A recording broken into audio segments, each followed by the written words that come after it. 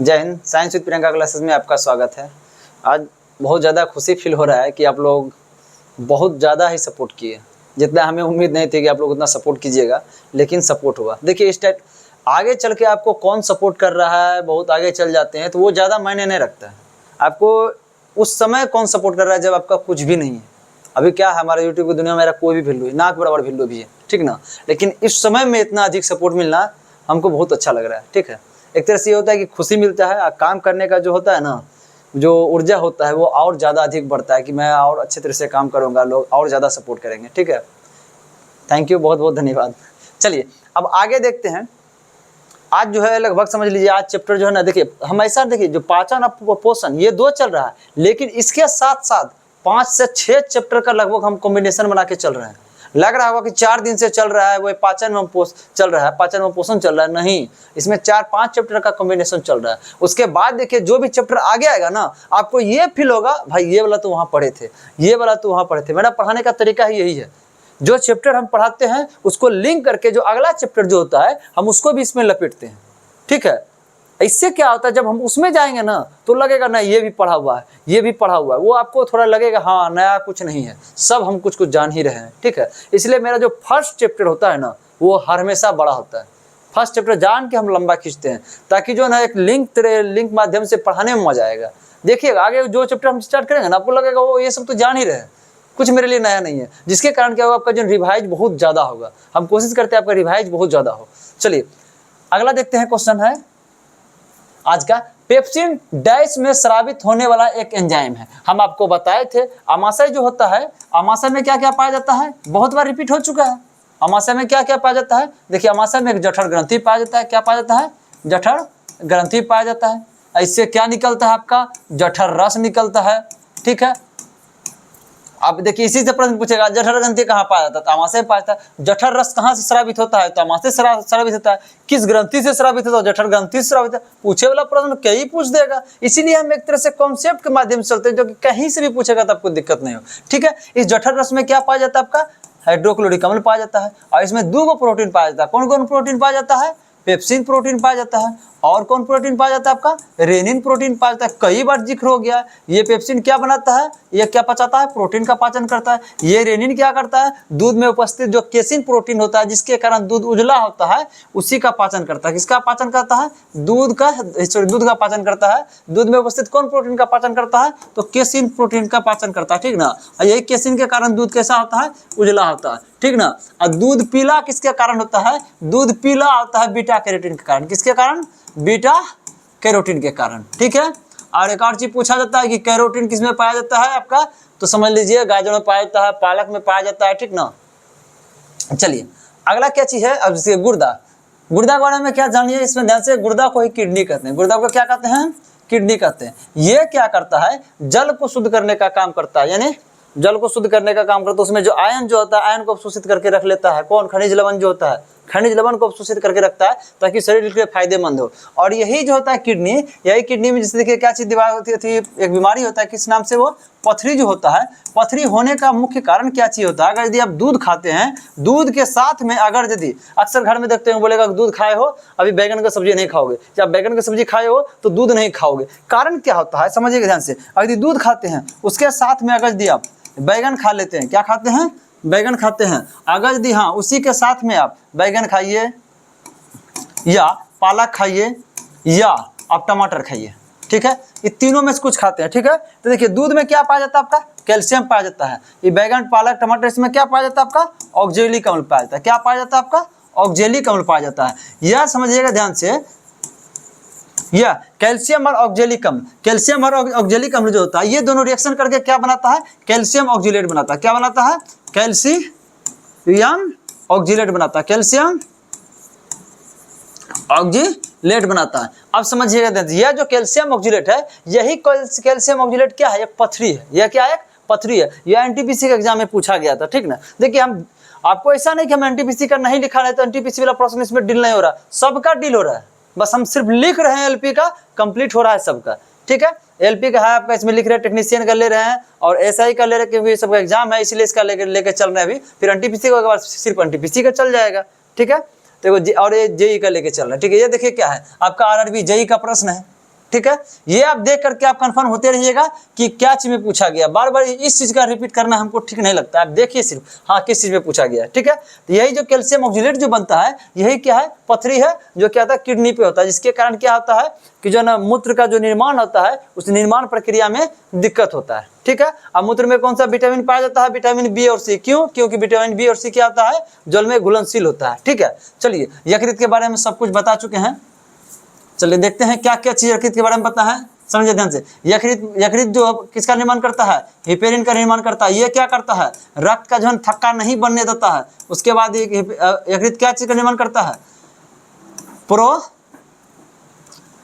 देखिए प्रोथ्रम्बिन का निर्माण करता है एवं फाइब्रिनोजिन का निर्माण करता है। किसका, फाइब्रिनोजेन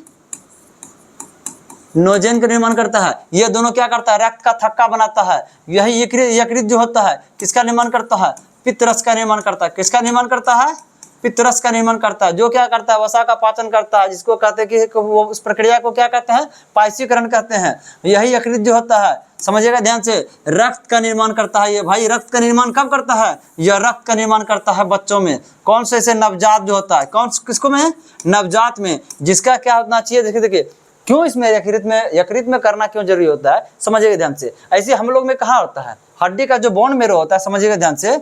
जैसे देखिए ये हड्डी हो गया, ठीक है, यह जो मोटा जो हड्डी होता है यहाँ पे जो उपस्थित क्या होता है, बोन मेरो। ठीक है, बीच में ये सब क्या होता है, बोन मेरो होता है। ठीक ना, इसको अस्थि मज्जा कहते हैं। इसी से क्या होता है, आपका रक्त का निर्माण होता है। ये कब होता है, जब हड्डी मोटा हो। ठीक ना, पतला हड्डी में बोन मेरो नहीं होता है, अस्थि मज्जा नहीं होता है, जिसके कारण क्या होता है, रक्त का निर्माण नहीं हो पाता है। अब बच्चे का हड्डी क्या होता है, बहुत पतला होता है। जैसे देखिए हम लोग का कौन सी हड्डी में एक तरह से रक्त का निर्माण नहीं होगा, जैसे ये उंगली है, ठीक ना, इस हड्डी में क्या होगा, रक्त का निर्माण नहीं होगा। अब बच्चा का क्या होता है, हाथ लगभग समझ लीजिए इस उंगली के मोटाई के बराबर होता है। ठीक ना, जो मोटा हड्डी होता है वहीं पे रक्त का निर्माण होता है। सबसे अधिक कौन कौन सी हड्डी में रक्त का निर्माण होगा, ये मोटा है इसमें, ये मोटा है इसमें, जो फीमर जो होता है इसमें मोटा है उसमें। जो हड्डी ज्यादा मोटा होगा वह क्या करता है कि ये रक्त का निर्माण करता है। तो बच्चों में हड्डी क्या होता है, बहुत पतला होता है, जिसके कारण रक्त का निर्माण करने के लिए कहाँ जाना पड़ता है, तो रक्त कहाँ से निर्माण होता है, वह यकृत से ही निर्माण होता है। ठीक है, उसके बाद चौथा बात क्या होता है, यह यकृत क्या करता है, रक्त में उपस्थित विषाक्त जो है जहरीला जो चीज होता है, उसको टॉक्सिक चीज होता है, उसको कम करने का काम करता है। उसको कम करने का काम कौन करता है, समझिएगा ध्यान से। यकृत का निर्माण दो प्रकार की कोशिकाओं से हुआ है। कौन कौन कोशिका से हुआ है, एक हिपेटिक कोशिका से, किससे, शायद कल इसका जिक्र किए हम, एक हिपेटिक कोशिका से हुआ, एक कुफर कोशिका से हुआ। हिपेटिक कोशिका से जो उसका निर्माण हुआ है, जिसके कारण यकृत जो है, इसको लीवर कहते हैं, इसके अध्ययन को क्या कहता है, हिपेटोलॉजी कहा जाता है। क्या कहता है, हिपेटोलॉजी कहा जाता है। ठीक ना, या जो कुफर कोशिका, यही को फिर कुफर कोशिका क्या करता है, जो शुद्ध ही जो होता है, गंदगी जो होता है, उसको मारने का काम करता है। चलिए ठीक है, अगला देखिए मुंह के बारे में। भोजन का पाचन कहाँ से शुरू होता है, मुंह से शुरू होता है। यानी आहार नाल की शुरुआत कहाँ से होती है, जो प्रश्न पूछा जाता है सिर्फ वही बोलेंगे। आहार नाल की शुरुआत कहाँ से होता है, मुंह से होता है। कार्बोहाइड्रेट का पाचन सबसे पहले होता है, वह कहाँ होता है, वह मुंह में होता है। वह कौन सा एंजाइम करता है, लार में उपस्थित टाइनिल एमाइलेज एंजाइम। लाइसोजाइम जो होता है, लाइसोजाइम कहाँ पाया जाता है, उसी लार में पाया जाता है। लाइसोजाइम का काम क्या होता है, जो गंदगी जो भी हमारे मुंह के अंदर जाता है, ठीक है, जो कीटाणु होता है, बैक्टीरिया होता है, उसको मारने का काम करता है। कौन, लाइसोजाइम। ठीक है, चलिए अमाशय के बारे में अभी जस्ट पहले बताए, बार बार एक ही चीज अभी तुरंत बता चुके हैं, इसी में बताएं, पहले कहाँ। चलिए अगला देखिए, निम्नलिखित में से कौन सा दूध का प्रोटीन है। आपको बताएं दूध में कौन सा प्रोटीन पाया जाता है, आपका रेनिन। दूध में कौन सा प्रोटीन पाया जाता है, रेनिन। इसको पचाने के लिए कौन सा एंजाइम आता है, हाँ सॉरी, हाँ ये रेनिन एंजाइम है, ठीक ना। तो ये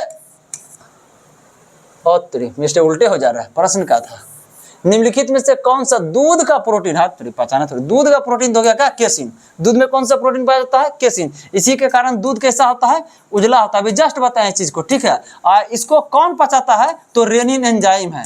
रेनिन क्या है, एंजाइम है, समझे ना, रेनिन क्या है, एंजाइम है। लेकिन एक बात समझिएगा, यह एंजाइम हो या हार्मोन हो, ठीक ना, एंजाइम हो, आगे भी आएगा ये सब चीज। देखिए एंजाइम हो या हार्मोन हो, या दोनों का दोनों, या दोनों का दोनों किसका बनाता है, प्रोटीन का ही बना होता है। ये किसका बनाता है, एंजाइम और हार्मोन दोनों का दोनों किसका बनाता है, प्रोटीन का ही बना होता है। ठीक है, चलिए आप गैलेक्टेज, गैलेक्टेज के बारे में क्या बताए थे। गैलेक्टेज क्या है, एक तरह से मोनोसेकेराइड है। मोनोसेकेराइड कौन कौन था, मोनोसेकेराइड था, ग्लूकोज था, कौन था, ग्लूकोज था, और कौन था, फ्रक्टोज था, कौन था, FRUCTOZ फ्रक्टोज था। उसके बाद कौन था, गैलेक्टोज था, कौन था, गैलेक्टोज था। उसके बाद और कौन था, 3 हो गया। उसके बाद DNA था, मोनोसेकेराइड DNA। उसके बाद कौन था, RNA, क्या था, RNA था। ये 5 को क्या था, मोनोसेकेराइड था। 5 को कौन था, मोनोसेकेराइड था। ठीक है, तो अब देखिए इसको क्या कहते हैं हम, ग्लूकोज को क्या कहते हैं, रक्त वाली शर्करा, या कहते हैं शराब वाली शर्करा, क्या कहते हैं, अंगूर वाली शर्करा। फ्रक्टोज को क्या कहते हैं, फोसे फल, फोसे फ्रक्टोज, फलों वाली शर्करा। गैलेक्टोज, गैलेक्टोज को क्या कहते हैं, दूध वाली शर्करा। यही गैलेक्टोज में यदि ग्लूकोज जोड़ दीजिएगा, क्या जोड़ दीजिएगा, ग्लूकोज को जोड़ दीजिएगा तो हो जाएगा लैक्टोज। क्या हो जाएगा, लैक्टोज, LACTOZ, लैक्टोज। लैक्टोज भी क्या होगा, दूध वाली शर्करा। जब यही था गैलेक्टोज है दूध वाली शर्करा, तो लैक्टोज भी दूध वाली शर्करा। ठीक है, यही ग्लूकोज में अगर दिया आप ग्लूकोज जोड़ दीजिएगा, क्या जोड़ दीजिएगा, ग्लूकोज जोड़ दीजिएगा, तो वो क्या बन जाएगा आपका, माल्टोज। क्या बनेगा, माल्टोज। ठीक ना, ये सब बता चुके हैं, इसलिए ज्यादा उतना लिखने का सब। अब देखिए वही फ्रक्टोज, फ्रक्टोज में क्या मिला देंगे, ग्लूकोज मिला देंगे। क्या मिला देंगे, ग्लूकोज। क्या बन जाएगा ये, सुक्रोज। ठीक है,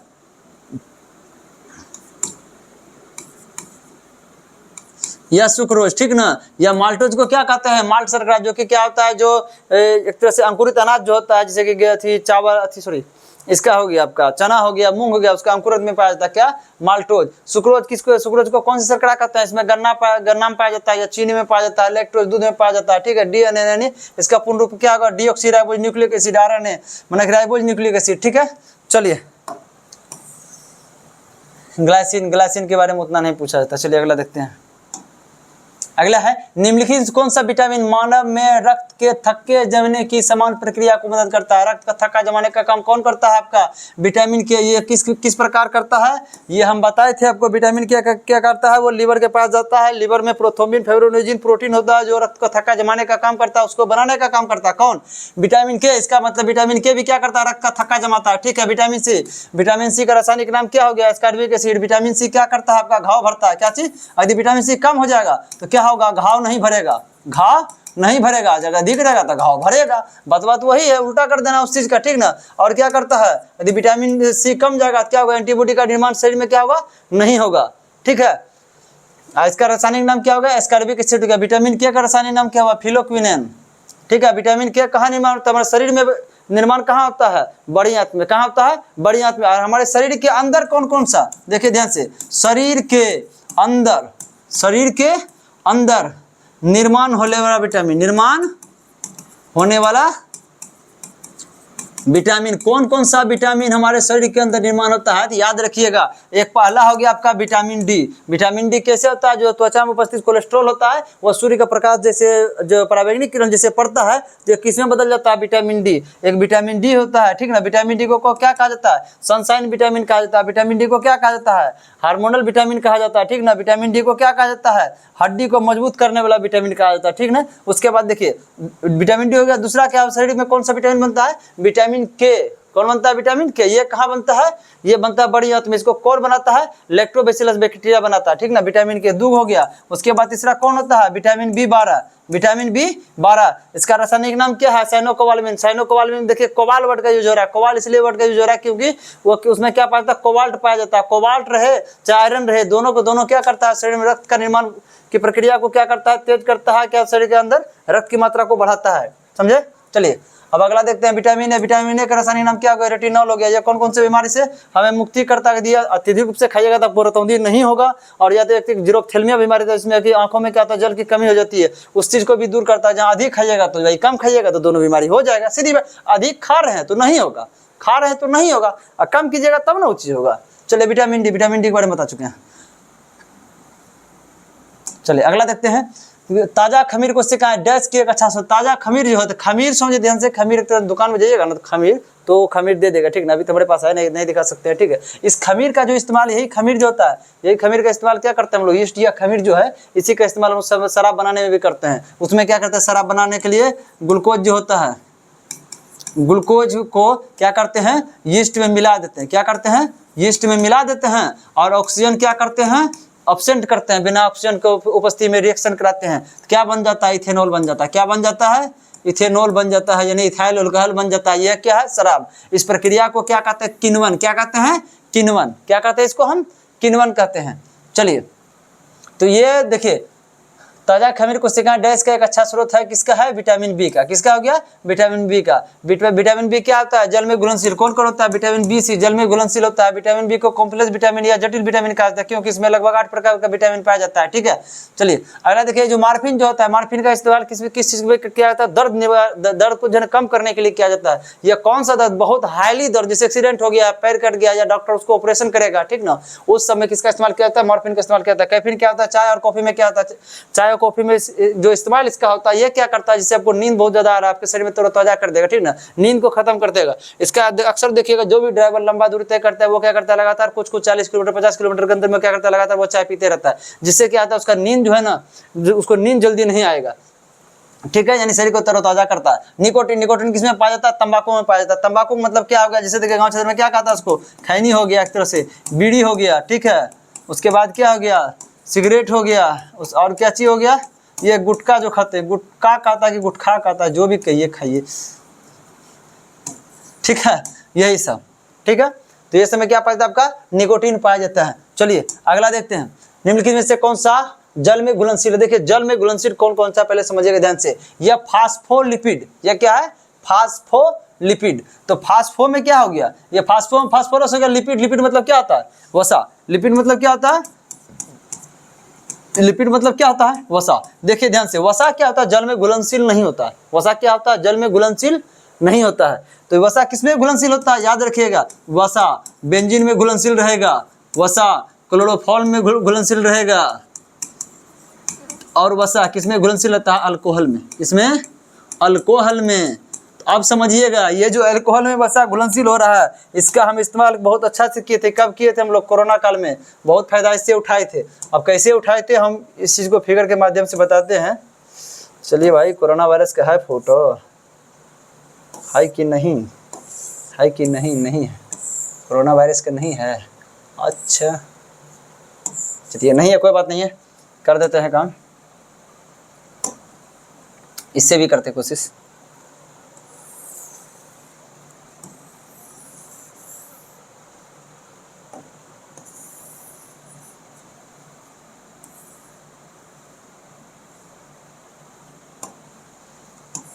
चलिए देखिए, यह शरीर का क्या है? कोशिका है। यह शरीर का क्या है? कोशिका है। जो कोरोना वायरस क्या होता था, जैसे कि देखिए एक तरह से कोरोना वायरस ऐसे ऐसे करके होता था, ठीक है, ऐसे होता था। इसमें क्या होता है? एक इस प्रकार का रिसेप्टर होता था। कोरोना वायरस में क्या होता है? इस प्रकार का रिसेप्टर होता था, इस प्रकार के रिसेप्टर।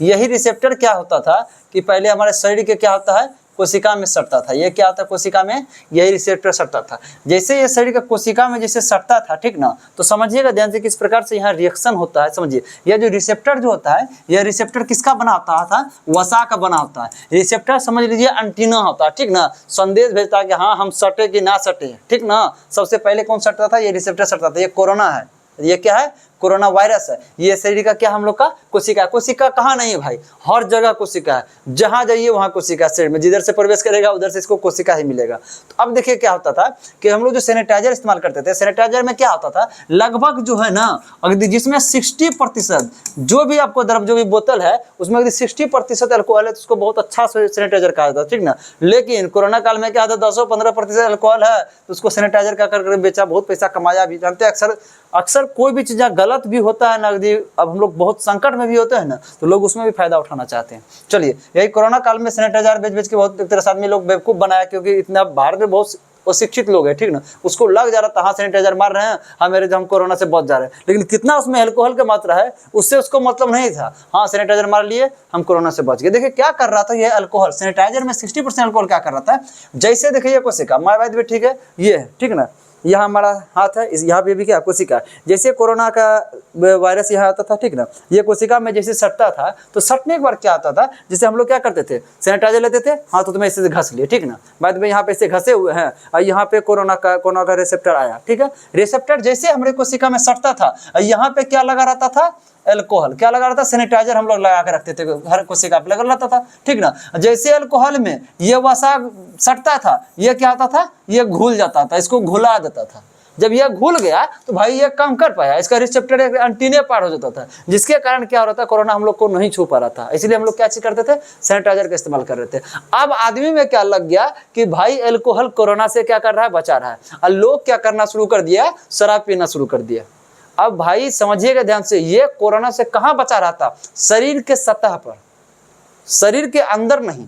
शरीर के अंदर इसलिए नहीं क्योंकि अल्कोहल का क्या होता है, शरीर के अंदर डाइजेस्ट हो जाता है, पाचन हो जाता है, ठीक ना। तो ये शरीर के क्या कर रहा था, ये सिर्फ सतह पे काम कर रहा था अल्कोहल, ठीक ना, शरीर के अंदर नहीं कर रहा था। अब लोग लगातार शराब पीना शुरू कर दिया। शराब पीने से क्या हो गया कि उसका इम्यूनिटी कम हो गया, रोग प्रतिरोधक क्षमता जो कि वायरस और बैक्टीरिया को मारता है वही कम हो गया।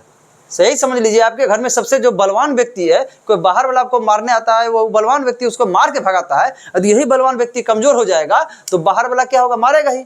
और वही जो बलवान व्यक्ति रोग प्रतिरोधक क्षमता था हमारे शरीर के अंदर, ये अल्कोहल या शराब क्या किया, उसको कम कर दिया। अब कम कर दिया तो जो कोरोना काल में बहुत अधिक मात्रा में शराब पीने लगा, इस लोभ से कि शराब पिएंगे तो क्या होगा, हमको कोरोना नहीं होगा, वही लोग बहुत ज्यादा मारा गया। इसका मतलब समझ लीजिए कि अल्कोहल पी करके वो अपना एंटीबॉडी कम किया हो, या एक तरह से पहले से एंटीबॉडी कम हो। जिसका रोग प्रतिरोधक क्षमता कम था वो आज नहीं है, जिसका रोग प्रतिरोधक क्षमता अधिक था वो आज। ऐसा नहीं कि हम लोग में नहीं सटा होगा, हमरे में भी सटा होगा। उतना जब वायरस फैला हुआ तो नहीं सटा होगा, सटा होगा, ठीक है। हम लोग का रोग प्रतिरोधक क्षमता अधिक था, जिसके कारण हम लोग बचे रहे। चलिए अब देखिए ये क्या होता है, ये चीज समझ में आया होगा आप लोग को।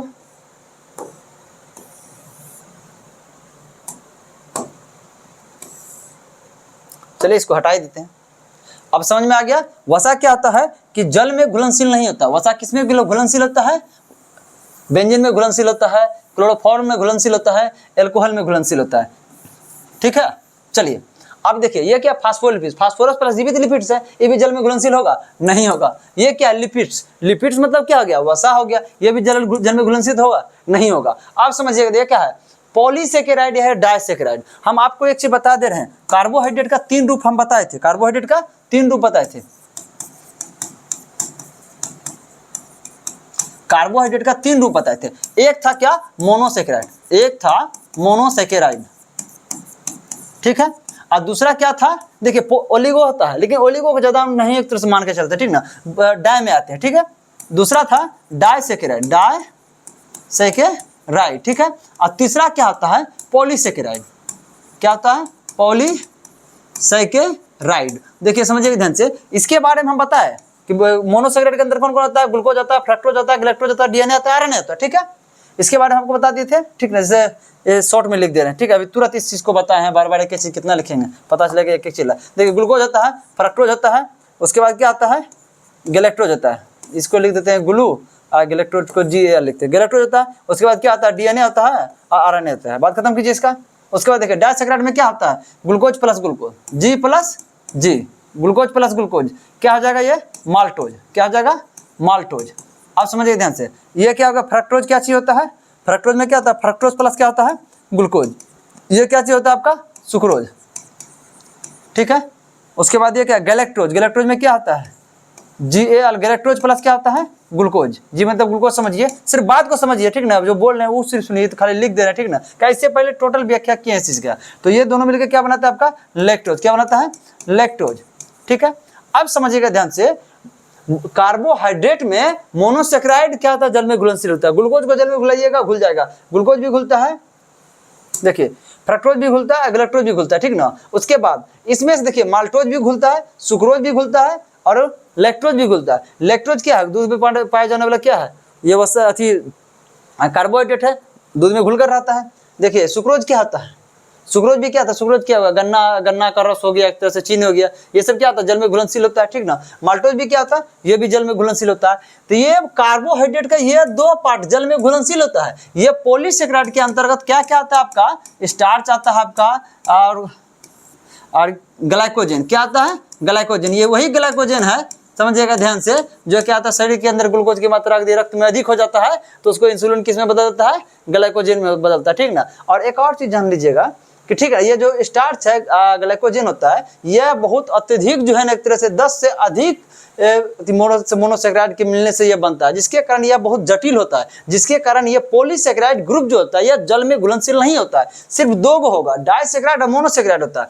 अब समझिएगा स्टार्च के बारे में एक चीज जान लीजिएगा, यह ग्लाइकोजन हम लोग का संग्रहित भोजन है, मतलब मानव का संग्रहित भोजन ग्लाइकोजन है। हम आपको बताए थे ना कि ग्लूकोज क्या करता है, शरीर के अंदर ऊर्जा बनाता है, वही रक्त में ग्लूकोज अधिक होता है तो ग्लाइकोजन बदल जाता है। ग्लाइकोजन क्या हम लोग के लिए एक जमा पूंजी है, वो क्या है, जमा पूंजी है। जब भी रक्त को कभी कभी से जैसे कि क्या होता है, उपवास करते हैं, ठीक ना, क्या करते हैं उपवास। उपवास में क्या होता है कि हम लोग क्या करते हैं कि खाना नहीं खाते तो रक्त को ग्लूकोज नहीं मिलेगा, तब ग्लूकोज कहाँ से आता है, वही लीवर के पास जो ग्लाइकोजन के रूप में जमा था वही चलाता है, ठीक है। इसलिए क्या कहता है, ग्लाइकोजन को क्या कहता है, फास्टिंग एक तरह से क्या कहता है इसको, क्या फास्टिंग न्यूट्रिएंट्स कहा जाता है, या थोड़ा माइंड से थोड़ा हट रहा है इस चीज का। चलिए एक तरह समझ लीजिए, ग्लाइकोजन क्या हो गया, मानव का हो गया संग्रहित भोजन। किसका हो गया ये, मानव का संग्रहित भोजन जमा करके रखेगा, जब आदमी भूखा रहेगा तो लीवर से ही आएगा। वही उसी तरह से स्टार्च में भी जब ग्लूकोज की मात्रा बहुत अधिक हो जाती है, शरीर को उसका इस्तेमाल का जरूरत नहीं है उतना ज्यादा हो गया है, तो वो किस रूप में, किस में जमा हो जाता है, वो स्टार्च के रूप में हो जाता है। ये समझ लीजिए पौधे का, किसका है ये, पौधे का संग्रहित भोजन हो गया स्टार्च, और मानव का संग्रहित भोजन हो गया ग्लाइकोजन। बहुत ऐसा प्रश्न सिर्फ इसी में लगभग कंप्लीट हो चुका है। एक प्रश्न में समझिए बहुत प्रकार का प्रश्न का डीलिंग होता है।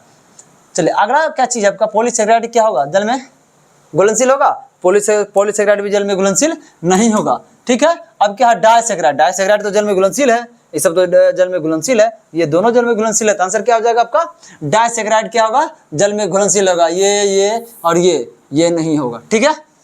चलिए अगला देखते हैं क्या चाहिए, निम्नलिखित में से कौन सा विटामिन वसा में घुलनशील होता है। आपको बताए थे वसा में जो दो प्रकार से, जल में वसा में घुलनशील, जो वसा में कौन सा होता है आपका, वसा में जो घुलनशील कौन होता है, ADEK एडेक, ADEK एडेक। जल में क्या होता है, जैसे पानी में क्या होता है या जल में क्या होता है, BC।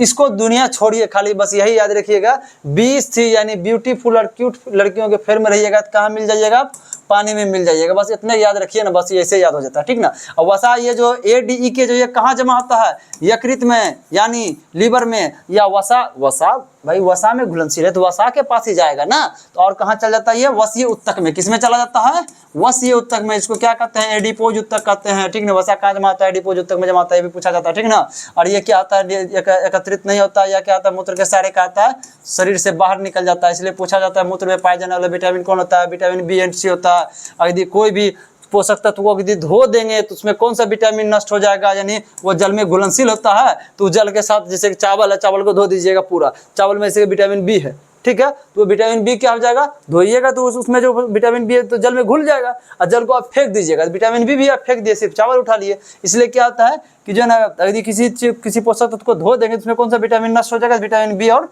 C नष्ट हो जाएगा। और ये विटामिन B और C के बारे में कहा जाता है कि उसको गर्म कर दीजिएगा, ठीक ना, तो वो भी नष्ट हो जाता है, ठीक है। चलिए वसा में घुलनशील कौन हो जाएगा आपका, ADEK में क्या आ जाएगा, ये है ना, ठीक है। विटामिन B7 इसको क्या कहा जाता है, बायोटीन। क्या कहा जाता है, बायोटीन। ये किस चीज के लिए, और इसकी कमी हो जाएगा क्या हो जाएगा, आपका बाल झड़ने लगेगा। क्या झड़ेगा, वो से बायोटीन, वो से बाल झड़ना, ठीक है। चलिए उसके बाद विटामिन E के बारे में क्या बताए थे, विटामिन B का रासायनिक नाम क्या था, टेकोफेरोल। क्या था, टेकोफेरोल। टेक का मतलब होता है जन्म लेना, टेक मतलब क्या होता है, जन्म लेना, ठीक ना। इसलिए क्या होता है, टेकोफेरोल जो होता है समझ लीजिएगा, जन्म लेना। इसलिए विटामिन E का जो रासायनिक नाम क्या आता है, विटामिन E की कमी से क्या होता है कि जो ना, जो जनन समस्या होती है वो शुरू हो जाता है, ठीक ना। इसलिए विटामिन E को कहा जाता है जनन प्रोटीन। क्या पाया, सॉरी, जनन विटामिन। लगातार बोलने के बाद जो है ना ये दिक्कत आता है, बोलने का कुछ तो मुंह से बोला जाता है कुछ भी।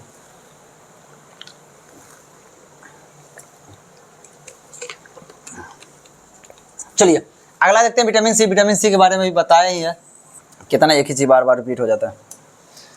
चलिए विटामिन B6 के बारे में बोलते हैं। विटामिन B6 क्या हो गया आपका, विटामिन B6 को क्या कहते हैं, पायरिडोक्सिन। विटामिन B6 क्या हो जाएगा आपका, पायरिडोक्सिन।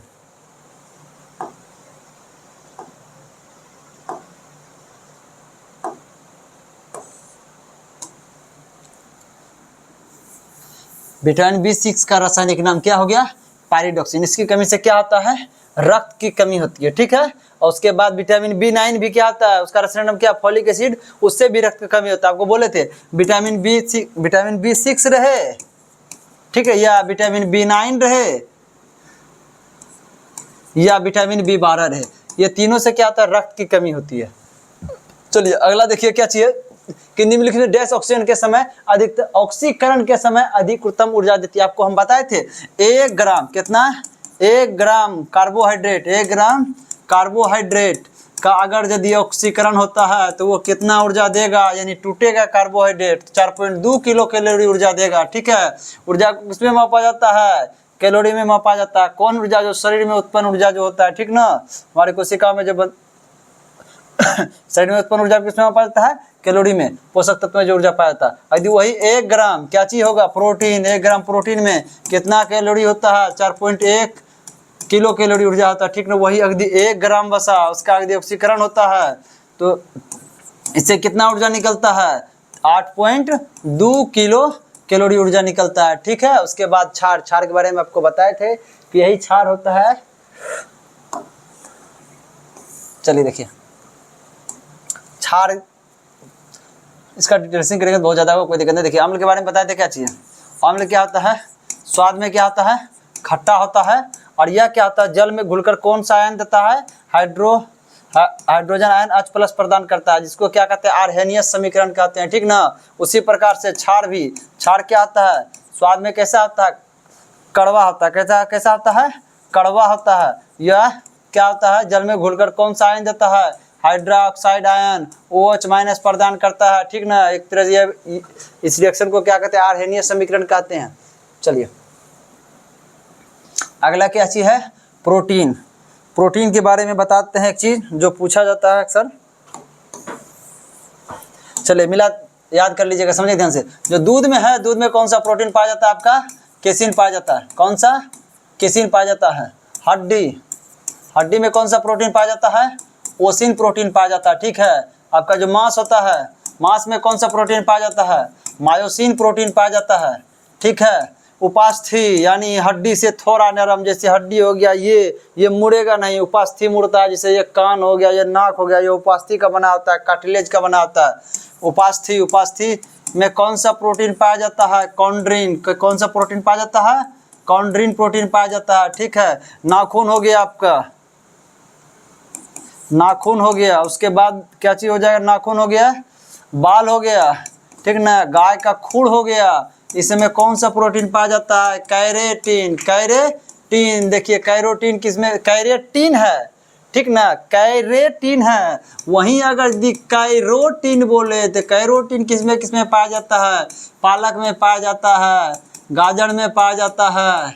ठीक ना, जो भी पीला फल है लगभग सब में कैरोटीन पाया जाता है। ठीक है, चलिए इतना हो गया। उसके बाद और कौन सा बचा है इसमें, अंडा। चलिए देखिए, हाँ अंडा, अंडा में कौन सा होता है, अंडा में होता है एल्ब्यूमिन प्रोटीन। कौन सा हो गया, एल्ब्यूमिन प्रोटीन पाया जाता है। ठीक है, रक्त में 2 प्रकार का प्रोटीन पाया जाता है। जैसे देखिए जो हीमोग्लोबिन होता है, हीमोग्लोबिन में यह जो ग्लोबिन है इतना को की है, प्रोटीन है, और हीमो क्या है, आयरन है। ठीक ना, एक ये पाया जाता है। उसके बाद रक्त में उपस्थित प्लाज्मा में ग्लोब्यूलिन प्रोटीन पाया जाता है। क्या पाया जाता है, ग्लोब्यूलिन प्रोटीन पाया जाता है। ये ग्लोब्यूलिन प्रोटीन क्या करता है, शरीर के अंदर एंटीबॉडी बनाने का काम करता है। क्या चीज का निर्माण करता है, एंटीबॉडी बनाने का काम करता है। ठीक है, चलिए उसके बाद और क्या चीज है, रक्त में और प्रोटीन पाया जाता है। कौन कौन प्रोटीन पाया जाता है रक्त में, हिपेरिन भी प्रोटीन है। ठीक ना, हाँ हिपेरिन एक पाया जाता है। ठीक ना, उसके बाद क्या है, प्रोथ्रोम्बिन पाया जाता है। क्या चीज,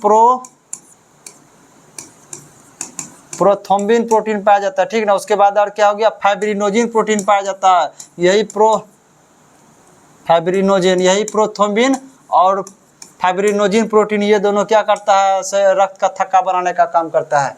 चलिए और कोई कुछ बचल है, हाँ बचा हुआ है अभी भी, त्वचा जो होता है, त्वचा को मांस से जोड़ने वाला प्रोटीन, यह त्वचा जो इसको मांस से जोड़ने वाला प्रोटीन, कौन प्रोटीन, कोलेजिन प्रोटीन। कौन protein, collagen protein. Collagen protein किसमें पाया जाता है, सॉरी उल्टे लिखा दिए, कोई दिक्कत नहीं। त्वचा में कौन सा प्रोटीन पाया जाता है आपका, कोलेजिन प्रोटीन पाया जाएगा। त्वचा में कौन सा प्रोटीन पाया जाएगा आपका, त्वचा में पाया जाता है कोलेजिन प्रोटीन, ठीक ना। यह कोलेजिन प्रोटीन ही क्या करता है समझिएगा ध्यान से, कि ये अक्सर देखते होंगे आप लोग जो हाईली जो रिएक्टिव क्रीम जो लगाते हैं, जिससे देखिए पेंडेंटम जो लगाता है जिसमें कि आदमी तुरंत गोरा दिखने लगता है, ठीक ना। वो क्या करता है, ऊपर का जो त्वचा होता है वो क्रीम वो उसको छील देता है, ठीक ना। जिसके कारण अंदर का जो है ना मांस दिखना शुरू होता है, आपको लगता है कि हाँ गोरा आ गया, लेकिन वो एक प्रकार का जख्म होता है। वो क्या करता है, इस कोलेजिन को खत्म कर देता है। कोलेजिन अगर यदि आपका खत्म हो जाता है तो समझ लीजिए एक तरह से वहां पे क्या होगा, जो त्वचा और जो है ना मांस का जो जुड़ाव था वह समझ लीजिए फेविकोल की तरह काम करता है। कोलेजिन त्वचा मांस को साटे रखता है। तो जब यदि वहां पे जो कोलेजिन खत्म हो जाएगा तो सटना कम हो जाएगा, यहाँ का त्वचा सब देखिएगा उजरने लगता है। बहुत लड़की सबको देखे एक तरह से इस तरह का इस्तेमाल करते हुए, तो ऐसा होता है। चलिए, यही कोलेजिन प्रोटीन क्या होता है, हमारे शरीर में मानव में सबसे अधिक कौन सा प्रोटीन पाया जाता है, यह कोलेजिन प्रोटीन पाया जाता है। अगर यदि बोलेगा कि पौधे में एक प्रोटीन पाया जाता है, कौन, रूबिस्को, कौन सा, रूबिस्को, ठीक है। यही रूबिस्को प्रोटीन हो जाता है कि दुनिया में सबसे अधिक पाया जाने वाला कौन सा प्रोटीन है, ये रूबिस्को प्रोटीन है। रूबिस्को प्रोटीन दुनिया में सबसे अधिक, मानव में क्या सबसे अधिक कौन सा हो जाएगा आपका, कोलेजिन प्रोटीन पाया जाता है। चलिए, प्रोटीन की कहानी हुई खत्म। इतना प्रोटीन काफी है याद करने के लिए, एग्जाम्स के लिए। कहाँ चला गया, बहुत ऊपर चला गया। चलिए, इसका कहानी खत्म। अगला प्रश्न देखते हैं, मनुष्यों में पाचन निम्न में से प्रारंभ कहाँ से होता है। हम आपको फिगर के माध्यम से बहुत बार समझा चुके हैं, बहुत बार समझाए, तो इस बार भी समझा देंगे।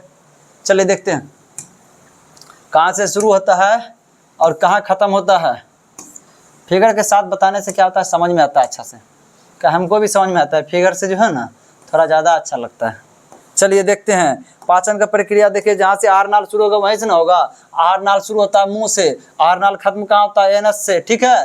तो आहार यहाँ से शुरू होता है, आहार नाल यहाँ से शुरू होता है। भोजन का पाचन कहाँ से शुरू होता है, मुंह से शुरू हो जाता है। किसका पाचन सबसे पहले होता है, कार्बोहाइड्रेट का पाचन होता है। कार्बोहाइड्रेट का क्यों पाचन होता है, क्योंकि कार्बोहाइड्रेट का यहाँ एंजाइम होता है, एंजाइम ही भोजन का पाचन करता है, ठीक ना। चलिए, एंजाइम को क्या कहा जाता है, जैव उत्प्रेरक कहा जाता है। उसके बाद देखिए,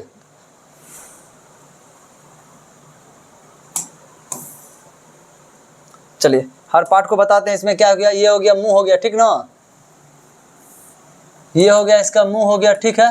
इस पार्ट को कहते हैं ग्रसनी। क्या कहते हैं, ग्रसनी। यहाँ से दो छेद होता है, ठीक ना। एक छेद से क्या होता है, भोजन जाता है। एक छेद से क्या जाता है, वायु जाता है, यानी श्वसन की प्रक्रिया होती है। उसके बाद भोजन यहाँ से इधर आता है, इसको कहते हैं इसोफेगस। इसोफेगस इसका मतलब क्या होगा, ग्रास नली। क्या कहते हैं इसको हम, ग्रास नली। इस प्रकार भोजन कहाँ होता है, यहाँ होता है। स्टोमेज, स्टोमेज का 3 पार्ट देखिए, 1 2 3, ठीक ना। ये हो गया आपका कार्डियक। ये क्या हो गया, कार्डियक। ये क्या हो गया, फुंडिक। क्या हो गया, फुंडिक। और ये क्या हो गया आपका, ये सबसे ये पार्ट क्या कहलाएगा, ये कहलाएगा पाइलोरिक। क्या कहलाएगा, ये पाइलोरिक कहलाएगा, ठीक ना। भोजन को मदद, साइड से मदद देने का काम कौन करता है, ये यकृत करता है। ये क्या है, यकृत है। ये साइड से मदद करने का काम करता है, ठीक ना। ये क्या होता है, क्या करता है, यकृत एक पित्त देता है। क्या देता है, पित्त रस देता है, वही वसा का पाचन करता है। ये हरा जैसा जो यह क्या है, इससे पित्त से भरा हुआ, जिसके कारण ये जो हरा वाला इसको कहते हैं पित्ताशय। क्या कहते हैं, पित्त से भरा हुआ, उसको क्या कहते हैं, पित्ताशय। आशय मतलब होता है घर, पित्ताशय मतलब पित्त का घर, ठीक ना। इसी को गोल्ड ब्लैडर कहा जाता है। ये पीला जैसा जो है, ये भी क्या होता है, अग्नाशय होता है, जिसको पेनक्रियाज कहते हैं। ये भी अपना रस देता है, इसको अग्नाशय रस कहते हैं, ठीक ना। ये साइड से क्या करता है, केमिकल देने का काम करता है ताकि भोजन का पाचन हो, ठीक है। उसके बाद यहाँ छोटी इसके बाद देखिए, पेट से भोजन कहाँ चला आता है, पेट के बाद आता है ये छोटी आंत में जो घिस थोड़ा सा एक तरह घुमा हुआ है, ठीक ना। ये पीला वाला ये हो गया छोटी आंत। छोटी आंत का 3 पार्ट होता है। ये ऊपर का पार्ट होता है, इसको कहते हैं हम डेडुनम। क्या कहते हैं हम लोग, डेडुनम कहते हैं। अगदी बीच का पार्ट जो होता है, ये पार्ट कहलाता है जेजुनम कहलाता है, ठीक है, जेजुनम। उसके बाद सबसे नीचे का पार्ट ये क्या कहलाता है, इलियम, ठीक है। ये हो गया छोटी आंत का। उसके इलियम के बाद क्या आता है, जो शुद्ध भोजन होता है, जो पचित भोजन होता है, जो शरीर के लिए फायदेमंद होता है, वहां से शुद्धिकरण करने के लिए लीवर को भेज दिया जाता है रक्तवाहिका के द्वारा। उसके बाद जो अपशिष्ट जो होता है उसको बड़ी आंत में डाल दिया जाता है। ये आपका क्या हो गया, अपेंडिक्स है, जिसको अपसेसियम कहते हैं। यदि फूल जाता है या किसी कारणवश उसको डॉक्टर काट देता है, काटने से भी कोई दिक्कत नहीं होगा। ये बड़ी आंत का 3 भाग होता है। यहाँ से लेकर के यहाँ तक के भाग को क्या कहा जाता है, सीकम कहा जाता है। क्या कहते हैं, सीकम कहते हैं। और यहाँ से यहाँ तक के भाग को क्या कहा जाता है, कोलोन कहते हैं। क्या कहते हैं, कोलोन कहा जाता है, ठीक है। उसके बाद यहाँ से लेकर के यहाँ तक के भाग को क्या कहते हैं हम, रेक्टम कहते हैं। क्या कहते हैं, रेक्टम कहते हैं, समझे। और लास्ट पार्ट क्या कहता है, एनस के द्वारा क्या होता है, अपशिष्ट क्या होता है, बाहर निकल जाता है, ठीक है। ये सब समझ गए होंगे क्या क्या चीज़ था। चलिए आगे देखते हैं। भोजन को फाड़ते और काटते समय हम कौन सा दांत उपयोग में लाते हैं? हम कल आपको बताए थे इस दांत के बारे में। चलिए फिर से एक बार और मौका मिला इसको बताने का। देखिए ये जो 1 2 3 4, ये 4 जो दांत होता है, ये आगे का ये 4 दांत है, ठीक ना। यदि स्माइल करने के बाद यह दांत दिखता है, ठीक ना, इसको स्माइली टीथ भी कहते हैं एक तरह से। और इसका यदि हिंदी में नाम देखिए तो इसका नाम क्या है? कृतक। इंग्लिश में इसका नाम क्या है? इंसीजर। इंग्लिश में नाम क्या आता है? इंसीजर। इसको आई से डिनोट करते हैं, ठीक है।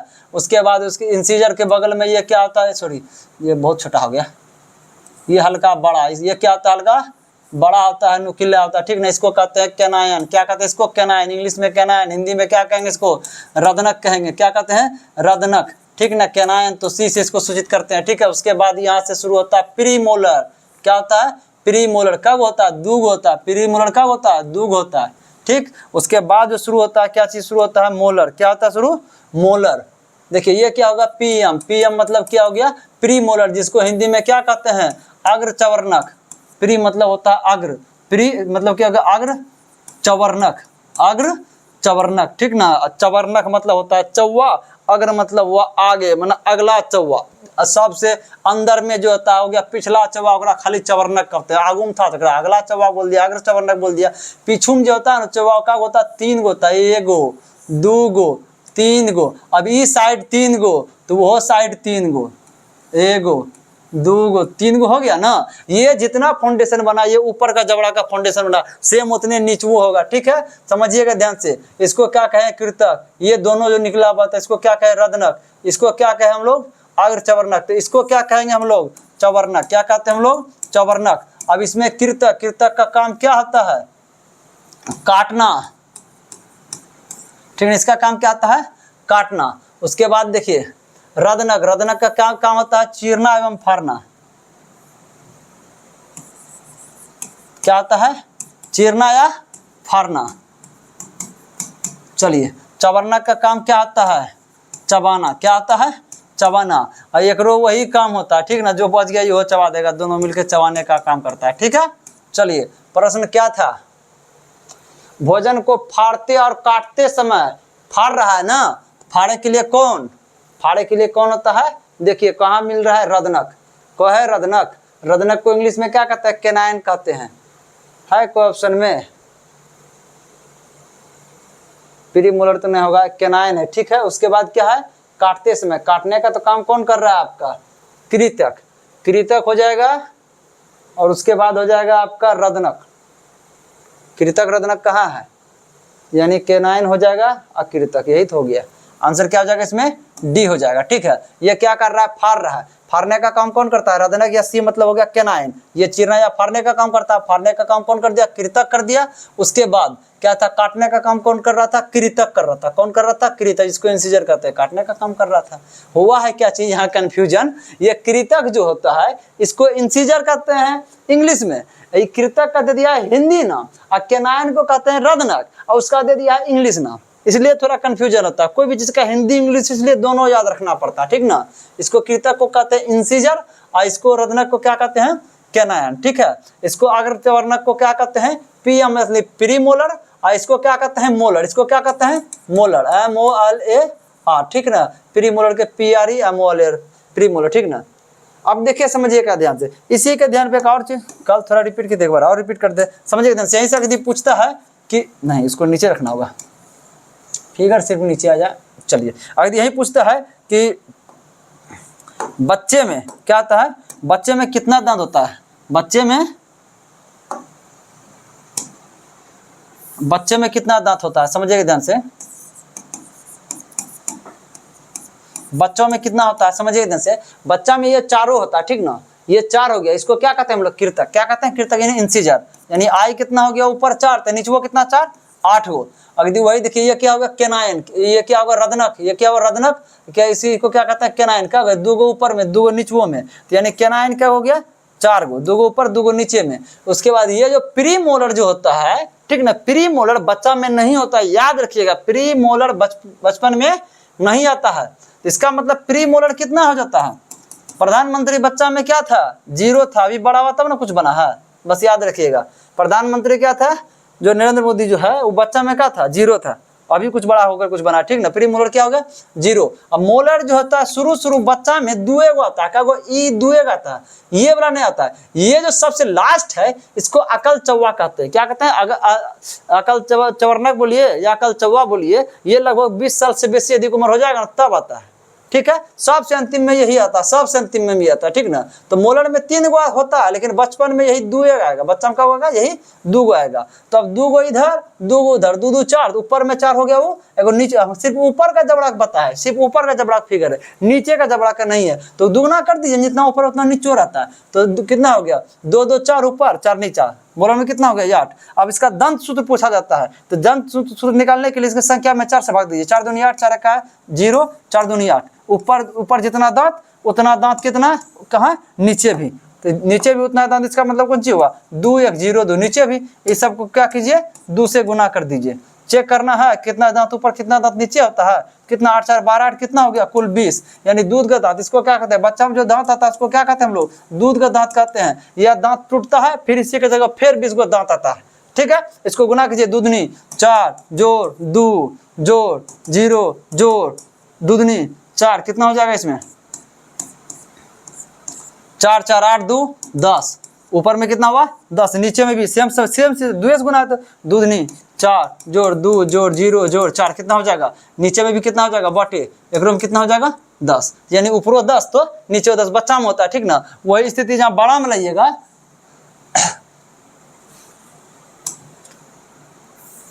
देखिए यही स्थिति अगर जब बड़ा में लाते हैं, यानी वयस्क में, किसमें?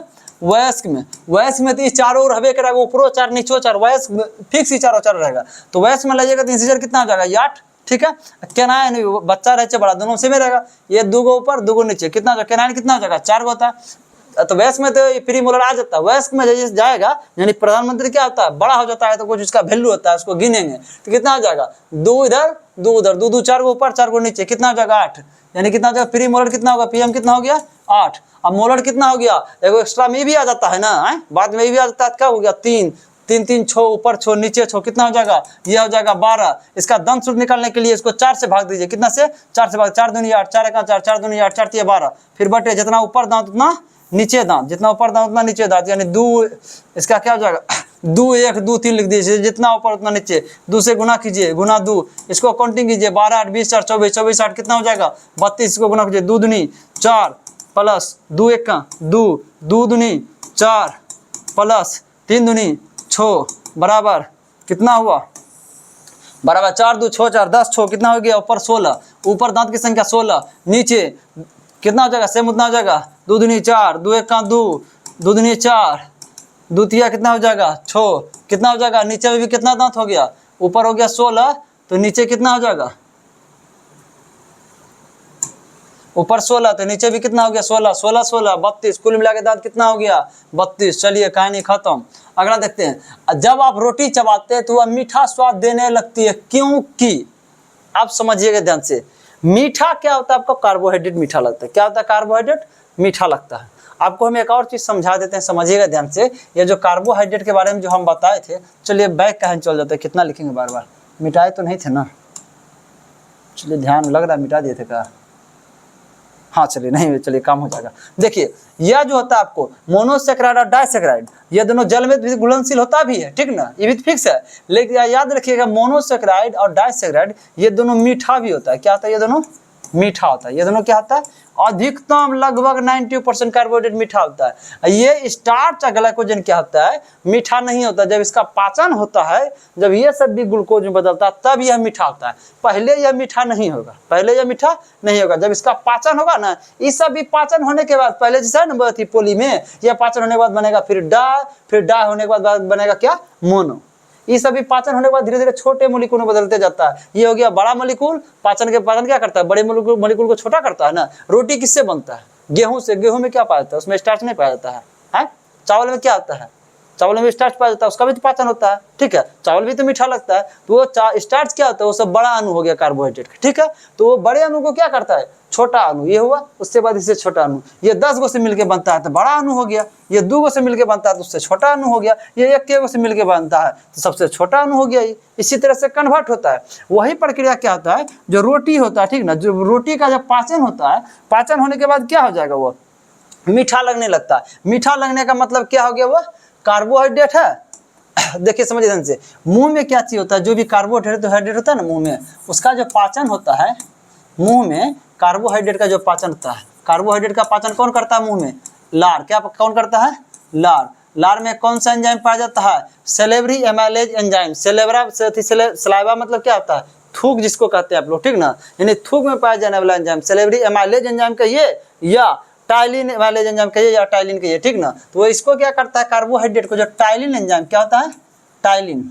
टाइलिन एंजाइम किसमें बदलता है, माल्टोज में बदलता है। क्या बदलता है, माल्टोज। आपको बताए थे ना कि माल्टोज क्या है, डाइसैकेराइड। हम आपको बताए थे कि मोनोसेक्राइड और डाइसैकेराइड ये दोनों मीठा होता है। आप बताइए कार्बोहाइड्रेट को टाइलिन किसमें बदल दिया, माल्टोज में। माल्टोज तो मीठा होता है। आपको हम बताए थे कि सुक्रोज भी क्या होता है, मीठा होता है। ये भी क्या है, डाइसैकेराइड, यानी दो से मिलकर बना है, ठीक है। इसके बारे में बताए थे, ये ग्लूकोज ग्लूकोज दोनों जुड़ने के बाद ही बनता है। सुक्रोज किससे बनता है, फ्रक्टोज और ग्लूकोज के जुड़ने के बाद सुक्रोज बनता है। उसी प्रकार से क्या था एक और चीज, लैक्टोज। क्या था एक, लैक्टोज। लैक्टोज किससे मिलकर बना था, गैलेक्टोज और ग्लूकोज के जुड़ने से बना था कौन, लैक्टोज। तो ये भी क्या हो गया, तीनों के तीनों क्या होता है, मीठा होता है। तीनों तीनों क्या होता है, ये भी मीठा होता है। तो उसी प्रकार क्या होगा, कार्बोहाइड्रेट का पाचन के बाद क्या बनता है, माल्टोज। माल्टोज क्या होता है, मीठा होता है। अब क्या कह रहा है, मीठा स्वाद देने लगती है, क्यों, लार स्वाद में मीठा होता है। भाई देखो, लार स्वाद में मीठा नहीं होता है, लार स्वाद में मीठा नहीं होता। लार एक एंजाइम है, ठीक है। लार रोटी में शर्करा छोड़ती है, रोटी में शर्करा छोड़ती नहीं है, ठीक ना। रोटी में क्या होता है, वो शर्करा जो है ना पाया जाता है, ठीक ना, वो छोड़ेगा कहाँ से। लार रोटी के स्टार्च को शर्करा में बदल देती है। लार क्या किया, रोटी के स्टार्च को शर्करा में बदल देता है, ठीक है। ये शर्करा क्या होता है, ये कार्बोहाइड्रेट ही है। शर्करा किसको कहते हैं, कार्बोहाइड्रेट कहते हैं। बोले ना, स्टार्च को क्या करता है, बदलने का काम करता है, उसके छोटे मोलिक्यूल में बदलने का काम करता है। आंसर क्या हो जाएगा, सी। चलिए ठीक है। लार रोटी के प्रोटीन को अमीनो एसिड बदलता है। भाई अमीनो एसिड मीठा नहीं होता है, अमीनो एसिड मीठा नहीं होता है। प्रोटीन मानते हैं कि अमीनो एसिड में बदलता है, ठीक ना। तो लार थोड़े बदलता है। आपको क्या बताए थे, मुंह में किसका सिर्फ पाचन होता है, भाई मुंह में तो सिर्फ पाचन होता है किसका, कार्बोहाइड्रेट का पाचन होता है। यही से इसका गलती देखिए ना, मुंह में किसका पाचन होता है, कार्बोहाइड्रेट का पाचन होता है। आज जो प्रोटीन का पाचन कहाँ होता है, वो पेट में होता है। कि पेट में किसका पाचन होता है, प्रोटीन का पाचन होता है। यहाँ बात चल रहा है रोटी चबाते हैं, तो चबाते हैं कहाँ, पेट में चबाते हैं कि मुंह में चबाते हैं। तो मुंह में चबाते हैं तो मुंह में कार्बोहाइड्रेट का पाचन होता है। ऐसे ही गलत हो रहा है, ठीक है। चलिए देखिए, अगर यदि आपके पास हर तरह से जानकारी हो ना, तो आप क्या कीजिएगा, ऐसे वैसे किसी भी तरह से उस गलती को खींच लीजिएगा, ठीक ना। ऐसे तो जानकारी है तो यहाँ तक आ गए, ठीक है। ऐसे इसको इसमें कभी कोई डाउट होता है तो आपको यदि जानकारी रहेगा किसी तरह से उसको छांट दीजिएगा। चलिए अगला देखते हैं कि भ्रूण को एक विशेष ऊतक की सहायता से मां के रक्त से पोषण प्राप्त होता है। अब समझिएगा ध्यान से, किस ऊतक की सहायता से, समझिए, गर्भनाल। क्या हो जाएगा उसमें आंसर, गर्भनाल होता है। अब समझिएगा ध्यान से क्या चीज होता है, समझिए। देखिए जैसे देखिए, ये गर्भाशय, ये क्या है, गर्भाशय है, ठीक ना। ये क्या होता है, ये एक क्या है, एक बच्चा है, ठीक है। गर्भाशय के अंदर क्या होता है, बच्चे का लालन पोषण होता है। भाई ये तो क्या होता है, भोजन ग्रहण नहीं करता गर्भाशय के अंदर। ये गर्भाशय के अंदर भोजन ग्रहण कर पाएगा कभी, समझिएगा ध्यान से। फिगर तो उतना अच्छा से नहीं जानते बनाने के लिए, ठीक है ना, ठीक ना। अरे फिगर तो हम बहुत समझिए कि ना के बराबर कुछ समझते हैं, समझिए। देखिए ये गर्भाशय हुआ, ठीक है, समझिए। देखिए ये गर्भाशय हुआ, याद रखिएगा, छोड़िए उधर का फिगर, कहानी छोड़िए, सबको मिटाइए, हटाइए, ठीक है। ये गर्भाशय है। तो आप समझिए, ये जो बच्चा जो होता है, ये क्या होता है, एक जो तो गर्भनाल होता है। क्या होता है, गर्भनाल से क्या होता है, ये बच्चा जुड़ा होता है। गर्भनाल से क्या होता है, ये बच्चा कनेक्ट होता है, ठीक है। सॉरी, ये कहाँ कनेक्ट होता है, ये बच्चे का जो नाभिक जो होता है ना, बच्चा को और थोड़ा बड़ा बनाते हैं। जैसे देखिए बच्चा है, ठीक है, ठीक है। चलिए देखिए, तो ये जो नाभिक जो होता है ना, नाभिक में क्या होता है, गर्भनाल जुड़ा होता है, ठीक है। इसी गर्भनाल के माध्यम से क्या होता है, इसको कार्बोहाइड्रेट, माँ जो कार्बोहाइड्रेट ग्रहण करते हैं, क्या बोला जाता है, माँ को खाना पीना अच्छा से देना चाहिए, ठीक ना। तो बच्चा मजबूत होगा। कारण क्या आता है, माँ जो कार्बोहाइड्रेट ग्रहण करेगी, माँ क्या करता है, माँ क्या करती है, भोजन को पाचन माँ ही करेगी, भोजन का पाचन माँ ही करेगी, ग्लूकोज के रूप में माँ ही बदलेगी। बस सिर्फ उस ग्लूकोज को किसमें, ग्लूकोज को कहाँ भेजा जाता है, इस गर्भनाल के माध्यम से बच्चे में। अब ठीक है, बच्चा का जो कोशिका है वो क्या करेगा, ऊर्जा बना लेगा। सिर्फ ये पाचन नहीं कर सकता है बच्चा, ठीक है। उसके बाद अब जो माँ जो प्रोटीन प्रोटीन खाएगी, जिससे कि होता है कि चना खाएगी, होता है कि एक तरह से जो भी प्रोटीन वाला जो जैसे होता है कि आप दूध खाएगी, ठीक है ना, जो सब चीज़ वो सब खाएगी, वो प्रोटीन को माँ ही पचाएगी। किस रूप में माँ बदलेगी उसको? अमीनो अम्ल बदलेगी। तो वो सिर्फ इसके अंदर क्या जाएगा? अमीनो अम्ल जाएगा, ठीक ना। वसा को वसी एवं ग्लिसरॉल में माँ बदलेगी, ठीक ना। सिर्फ इसके अंदर क्या जाएगा? वसी एवं ग्लिसरॉल। बच्चे को पाचन की प्रक्रिया की जरूरत नहीं पड़ती है, सब इसको पचा हुआ भोजन पहुंचता है। किसके माध्यम से पहुंचता है? एक ये होता है गर्भनाल, क्या कहते हैं इसको? गर्भनाल कहते हैं। गर्भनाल के माध्यम से, यानी गर्भ में उपस्थित बच्चे को जिस नली के द्वारा भोजन पहुंचता है उसको क्या कहते हैं? हम गर्भनाल कहते हैं। वैसे उसके बाद और कुछ इससे जुड़ा नहीं होता है, ये सब द्रव होता है। ये सब क्या होता है? द्रव होता है, इसमें तैरते रहता है। ये सब क्या होता है? तैरते रहता है। और यदि जो बच्चा जैसे जन्म लिया है, ठीक ना, यदि उसको पानी में रखिएगा तो वो डूबता नहीं है बच्चा, वो, ठीक ना, वो तैरता है। चलिए अगला देखते हैं। क्योंकि ये गर्भ से ही क्या होता है? बच्चा पानी में, इसको तैरने का जो है ना, एक तरह से बॉडी इसका क्या होता है? बहुत हल्का होता है।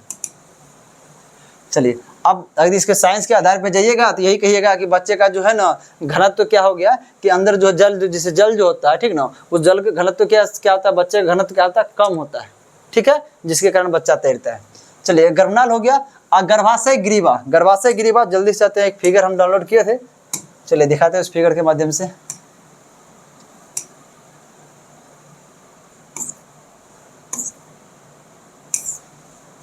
आया है या नहीं? नहीं आया क्या? फिगर नहीं इसमें जोड़ा था?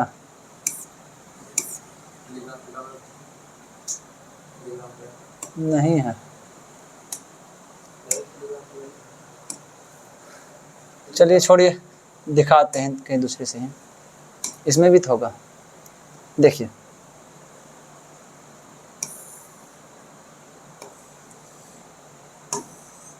ये क्या चीज है? अब क्या है? गर्भाशय ग्रीवा। ये जो क्षेत्र है ना, यही है गर्भाशय। ये जो क्षेत्र है ये क्या है? यही क्षेत्र क्या है? ये क्षेत्र, ये जो क्षेत्र ये क्या है? आपका गर्भाशय का क्षेत्र। यही बच्चा क्या होता है? पलता है, 9 माह तक यही बच्चा रहता है, ठीक ना। यह जो गर्भाशय का ये ग्रीवा है, ये क्या है? ग्रीवा है। यहाँ से स्टार्टिंग होता है गर्भाशय, ठीक ना। और इसी के द्वारा क्या आता है? बच्चा जो है ना, जैसे 9 महीना पूरा होने के बाद इसी माध्यम से क्या आता है? बच्चा बाहर निकलता है, ठीक है।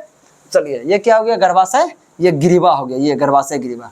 चलिए अगला देखते हैं। फेलोपियन ट्यूब, फेलोपियन ट्यूब के बारे में बताए थे। यहाँ से क्या आता है? ये इस अंडाशय से जो अंडा है, ये अंडा इस तरह से निकलता है। ये जो क्षेत्र जो होता है इसी को कहते हैं फेलोपियन ट्यूब कहिए या ओविडक्ट कहिए। ओविडक्ट में ओवी मतलब अंडा, डक्ट मतलब नली या अंड नलिका कहिए, सब वही चीज है। वही मादा जो है, मादा जब मादा नसबंदी होता है, इसी फेलोपियन नलिका को क्या किया जाता है? काट दिया जाता है। क्यों काट दिया जाता है? समझिएगा ध्यान से। सब जिसे देखो, नर जनन अंग से क्या होता है? शुक्राणु आता है। क्या आता है? शुक्राणु आता है। वो शुक्राणु क्या करता है? जो मादा जनन अंग में उपस्थित जो अंडाणु होता है वो आता है। उसके बाद क्या आता है? ये अंडाणु आता है। ये शुक्राणु प्लस अंडाणु क्या करता है? निषेचन करता है। निषेचन करने के बाद क्या बनाता है? जायगोट बनाता है। क्या बनाता है? जायगोट बनाता है। जायगोट है क्या? एक कोशिका होता है। सिर्फ क्या आता है? वह एक कोशिका होता है। यही एक कोशिका से हम लोग का शरीर बना हुआ है। किस प्रकार से? उस कोशिका का विभाजन हुआ, 1 से 2, 2 से 4, 4 से 6, इस तरह से, मतलब जो भी 8 है, इस तरह से विभाजित होते तो हम लोग का शरीर का निर्माण हुआ। सीधी सी बात है भाई, अगर यदि ये शुक्राणु अंडाणु से नहीं मिलता, निषेचन नहीं करता, जायगोट बनता नहीं। तो डॉक्टर यही सोचा, अगर यदि आपको आगे कोई तरह बच्चे की बढ़ावा आपको नहीं करनी है, सबसे पहला आप क्या चीज कीजिए? इस शुक्राणु को अंडाणु से नहीं मिलने दीजिए, आगे बच्चे का निर्माण ही नहीं होगा। उसके लिए क्या किया? यहाँ एक रास्ता इसको दिखा कि शुक्राणु जो है इस तरह इस माध्यम से गमन करता है, ठीक है। शुक्राणु इस माध्यम से गमन करता है। शुक्राणु भी यहाँ तक पहुंचता है। कहाँ तक पहुंचता है? ये फेलोपियन नलिका तक पहुंचता है। अंडाणु इधर से निकल के यहाँ तक पहुंचता है। पहुंचने के बाद यहीं पे दोनों का निषेचन होता है। भाई जहां निषेचन हो रहा था, जहां दोनों जुड़ रहा था, वही रास्ता को काट दो। रास्ता को क्या कर दो? उसको काट दो। काट देने के बाद क्या हो जाएगा? दोनों आपस में क्या होगा? मिल नहीं पाएगा। जब आपस में दोनों जब मिलेगा नहीं तो निषेचन होगा, निषेचन नहीं होगा तो बच्चे कहां से होंगे? चलिए ठीक है, अगला देखिए। ये गर्भाशय के बारे में बता दिया कि ये क्षेत्र क्या हो गया? आपका गर्भाशय कहलाता है। चलिए अगला देखते हैं। भोजन की ऊर्जा को किसमें मापा जाता है? भोजन की ऊर्जा को कैलोरी में मापा जाता है। किलोग्राम में किसको मापा जाता है? द्रव्यमान में मापा जाता है। किलोवाट, किलोवाट क्या होता है? शक्ति को मापा जाता है किलोवाट में, ठीक ना। मीटर किसमें? दूरी। अब क्या है? डैश विटामिन सी का सबसे अच्छा स्रोत है। आपको बताए थे क्या? विटामिन सी किसमें पड़ता है? खट्टे फलों में पड़ता है। खट्टा कौन होता है? अम्ल होता है, जिसके कारण विटामिन सी का रासायनिक नाम क्या है? एस्कॉर्बिक अम्ल या एस्कॉर्बिक एसिड कहिए, किसमें पाया जाता है? खट्टा नींबू न होगा, इसमें क्या पाया जाता है आपका? Vitamin C. दूध में क्या बचता है? विटामिन ए पाया जाता है, दूध में क्या पाया जाता है आपका? Vitamin A. और एक और चीज़ समझिएगा, दूध के बारे में कुछ एक पॉइंट है, आपको तो पता ही है कि जो ना दूध होता है, दूध उजला होता है केसिन के कारण से, जो ना दूध पीला क्या आता है? कैरोटीन के कारण से, कैरोटीन के कारण से, ठीक है। लेकिन एक बात जानते हैं, दूध में कौन सा विटामिन नहीं पाया जाता है? तो विटामिन सी नहीं पाया जाता है, दूध में विटामिन सी नहीं पाया जाता। और एक और चीज जान लीजिए, माँ का जो पहला गाढ़ा पीला दूध जो होता है उसको हम क्या कहते हैं? सबसे फर्स्ट, जैसे बच्चा जन्म होता है उस समय जो माँ के द्वारा बच्चे को पिलाया जाता है, सिर्फ उसको दूध ही पिलाना चाहिए। जैसे बच्चा जन्म होता है उसमें सिर्फ दूध पिलाना चाहिए, ठीक है, यदि बच्चा संपूर्ण रूप से स्वस्थ हो तो, ठीक है। तो उस समय क्या फिर उसको क्या कहते हैं? कोलेस्ट्रम कहते हैं। क्या कहते हैं? कोलेस्ट्रम। क्या कहते हैं? कोलेस्ट्रम। अब समझिएगा इस कोलेस्ट्रम में क्या आता है, इसमें भी जितना देखिए, अब नॉर्मल दूध कोलेस्ट्रम में क्या अंतर आता है समझिएगा। जैसे गाय का दूध हो गया, ठीक है, ये क्या है? कोलेस्ट्रम है, ये भी दूध ही है, गाय का दूध है, ये भी दूध क्या है? कोलेस्ट्रम। कोलेस्ट्रम किसको कहते हैं? कि जो माँ का जो है जन्म के समय बच्चे के द्वारा पिलाया गया क्या है? गाढ़ा पीला दूध है, कोलेस्ट्रम। दोनों में क्या दिक्कत, क्या खासियत, क्या चीज़ है? इसमें भी जितना विटामिन पाया जाता है सब उसमें भी होगा, इसमें भी जितना विटामिन पाया जाता है सब उसमें भी होगा, इसमें जितना कार्बोहाइड्रेट सब उसमें होगा, इसमें जो प्रोटीन उसमें सब प्रोटीन। दोनों में अंतर बस यही होता है कि माँ का जो गाढ़ा पीला दूध कोलेस्ट्रम होता है उसमें एंटीबॉडी बहुत अधिक होता है, रोगों से लड़ने का क्षमता बच्चे में क्या होता है? बहुत ज़्यादा आता है। किसके कारण से? कोलेस्ट्रम के कारण से, ठीक है। चलिए, अक्सर देखिए जो बच्चा जो माँ का दूध नहीं पी पाता है, ठीक ना, यदि जन्म से माँ को दूध नहीं हो पाता है, उसको क्या करता है? गाय का दूध पिलाया जाता है, वो बच्चा क्या होता है? कमजोर होता है, यानी रोग उसको बहुत बीमारी बहुत ज़्यादा होता है, क्योंकि उसका शरीर में एंटीबॉडी क्या होता है? कम जाता है। चलिए देखते हैं अब रेड मीट, इसमें क्या पाया जाएगा? मीट में क्या पाया जाता है? मांस में आयरन बहुत अधिक मात्रा में पाया जाता है, ठीक है। और क्या पाया जाता है आपका? विटामिन ए पाया जाता है बहुत अधिक मात्रा में। और क्या पाया जाएगा? प्रोटीन बहुत अधिक मात्रा में पाया जाएगा। 3 चीज मीट में पाया जाता है। दाल में भी क्या पाया जाता है? प्रोटीन पाया जाता है। चलिए अगला देखिए, प्रोटीन डैश का एक अभिन्न अंग है, प्रोटीन डैश का एक अभिन्न अंग है एंजाइम। हाँ, एंजाइम प्रोटीन का बनाता है। हम आपको बताए थे कि हार्मोन हो या एंजाइम हो, हार्मोन और एंजाइम दोनों किसका बनाता है? दोनों का दोनों प्रोटीन का बनाता है। दोनों किसका बनाता है? प्रोटीन का बनाता है। एंटीबॉडी भी किसका बनाता है? प्रोटीन का बनाता है। एंटीबॉडी भी किसका बनाता है? प्रोटीन का बनाता है। इसे आपको बताए थे कि जो है ना, रक्त में उपस्थित जो प्लाज्मा होता है, प्लाज्मा में ग्लोब्यूलिन प्रोटीन होता है। कौन प्रोटीन होता है? ग्लोब्यूलिन प्रोटीन होता है। वो किसका बना है? तो वो भी क्या है? ग्लोब्यूलिन क्या है? प्रोटीन है ना वही, तो भी तो एंटीबॉडी था। किसका बनाता है एंटीबॉडी? प्रोटीन का बना होता है। कोशिका झिल्ली समझिएगा ध्यान से, 2 चीज का बनाता है। फास्फोलिपिड्स किसका बनाता है? फास्फोलिपिड्स प्लस प्रोटीन का, फास्फोलिपिड्स प्लस प्रोटीन का, यानी फास्फोरस लिपिड यानी वसा कि क्या होगा? ये देखिए, फास्फोरस लिपिड यानी हो गया वसा। इसका मतलब क्या? वसा। इसका मतलब फास्फो मतलब क्या? फास्फोरस। अब प्रोटीन मतलब प्रोटीन। किसका कोशिका झिल्ली बनाता है? फास्फोलिपिड्स प्लस प्रोटीन का बनाता है। एग्जाम में पूछा जाता है। अब पूछ रहा है प्रोटीन का एक अभिन्न अंग है, एंजाइमो प्रोटीन है दिख रहा है, एंटीबॉडी भी प्रोटीन है दिख रहा है, और कोशिका झिल्ली में भी प्रोटीन दिख रहा है। इसका मतलब सब में प्रोटीन है, जितने हैं लेकिन सब में है। कार्बोहाइड्रेट्स की प्राथमिक भूमिका शरीर में सभी कोशिका के लिए डैश है। कार्बोहाइड्रेट क्या करता है? कार्बोहाइड्रेट का जो ना एंजाइम पचा के क्या बनाता है? ग्लूकोज जाके कोशिका में क्या करता है? ऊर्जा बनाने का काम करता है, ठीक है। तो विकास को बढ़ावा नहीं, ऊतकों की मरम्मत नहीं, ऊतकों की मरम्मत करने का काम आपका विटामिन सी करता है। कौन करता है? विटामिन सी करता है। पानी का संतुलन नहीं, पानी की ऊर्जा की आपूर्ति किसका आपूर्ति करता है? ऊर्जा की आपूर्ति करता है। कौन करता है? आपका कार्बोहाइड्रेट करता है। चलिए अगला देखिए, ऊर्जा सबसे पहले कहाँ बनता है? मुंह में बनता है। चलिए, स्वस्थ प्रतिरक्षा प्रणाली, वही हुआ प्रतिरक्षा प्रणाली, एंटीबॉडी। प्रतिरक्षा प्रणाली मतलब क्या होता है? एंटीबॉडी,